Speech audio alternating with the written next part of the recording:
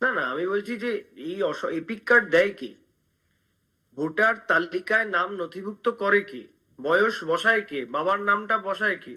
Epic কার্ডটা যখন issue হয়ে আসছে, সেখানে যদি নির্ভুল তথ্য না থাকে, সেটার দায়িত্ব নির্বাচন কমিশনের।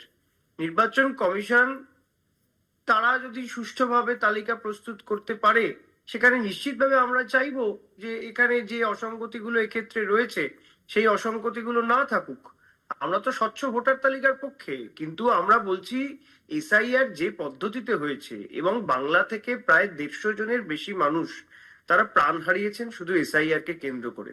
এতগুলো দিন কেটে গেছে, আজ পর্যন্ত নির্বাচন কমিশনের পক্ষ থেকে মিনিমাম সৌজন্যতাটুকু দেখতে পাইনি আমরা। একটা দুঃখ প্রকাশ পর্যন্ত করা হয়নি, কোনো বিবৃতি জারি করা হয়নি। আমরা সেটাকেই বলছি যে অমানবিক ভাবে দিল্লির জমিদারদের কথায় বাংলা দখল করবার জন্য এসআইআর। আমরা তো এটাও দেখেছি যে মহারাষ্ট্রের নাসিকের বিজেপির জেলা পরিষদের প্রার্থী উজ্জ্বলা বুরুঙ্গুলে, তার ভোটার কার্ড ইস্যু করা হয়েছে কোথায়? না, দুবরাজপুরের পার্ট নম্বর 194, বীরভূম জেলায়। তো আমরা বাইরে থেকে বহিরাগত বিজেপির ভোট ঢুকিয়ে ভোট চুরি নির্বাচন কমিশন কি করছে? এটাও তাহলে অসঙ্গতি। এই অসঙ্গতির দায় নির্বাচন কমিশনের।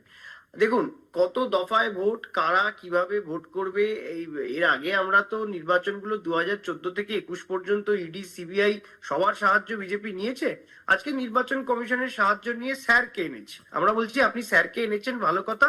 এপ্রিল মাসে বর্ধমানের সীতাভোগ মিহিদানা খাইয়ে আমরা স্যারকে আবার পাঠিয়ে দেবো নিজের জায়গায়, ম্যাডাম বাংলায় থাকবেন।